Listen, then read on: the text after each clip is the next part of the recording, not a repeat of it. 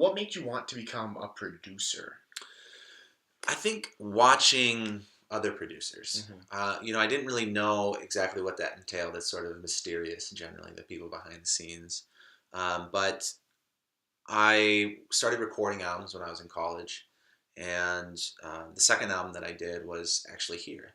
And watching David Kellogg, the Hmm. owner, um, sort of morph our songs and our sound and the direction of everything uh, was amazing to me. And that I kind of fell in love with the creation and the planning of the songs and the production of the songs more so than the actual performance of them. And it impressed me sort of the amount of like the wide skill set that producers need. Hmm. I think the best producers, at least, that from being able to write it or create better arrangements for a song, or simply just managing the time and making sure the session runs right, um, and just keeping the mood, Hmm. and the vibe good overall. It's just you get to wear a lot of different hats as a Right. producer, and that sort of intrigued me. Mhm. How did you how did you bring Droptone Studios alive? How did you really start it up? Well, this studio has been here since 1996, and it started as Curve Records actually, and that was David Kellogg, and he had a partner at the time when they got started, and that lasted for a while.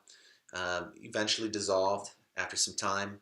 David was then just sort of the single one man band here for a number of years, and at that point, I think he sort of transitioned it into basically just calling it like Kellogg Studios or something. Mhm. But it was sort of this in between area where everything was getting to be online and he wasn't there yet.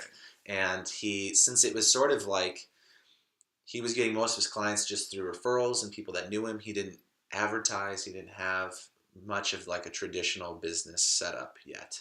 And because he didn't need one necessarily. Um, so when I met him and started interning and working with him, he was looking to um, leave the business for a little bit and live outside of the country Mhm. for a while. And I sort of pitched the idea of creating a business, Drop Tone, Mhm. setting up a website, getting things going, getting a bank Right. account, stuff like that. And that obviously worked out well. So since then, since I started, I've been running everything here and sort of renting the space from him. All right. What would you say were your biggest obstacles along your path to a successful startup? You need there's no way around. I mean, finances is Right. definitely hard. It's expensive to get started. Luckily, I found this situation where I didn't need to, build out a studio or buy any gear. Hmm. Everything was here. I Yeah. just needed to rent the space. So that was very fortunate. Hmm. But certainly, even then, there was a lot of I didn't study necessarily to do music production. I didn't know how to run Pro Tools. I didn't know any mic technique or anything like that. So there was a lot of time needed Right. to learn that. And during that time, you can't really book a lot of stuff because you're not good enough yet. Hmm.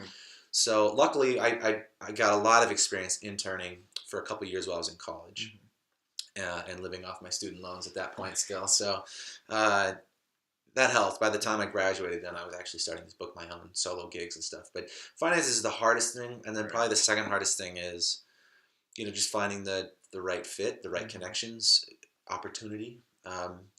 There's certainly a lot out there, but it comes and goes. Finding stuff that's steady that can actually um, you know, pay your bills or, Hmm. or whatever, um, give you the right experience that you're looking for, um, that can be tricky.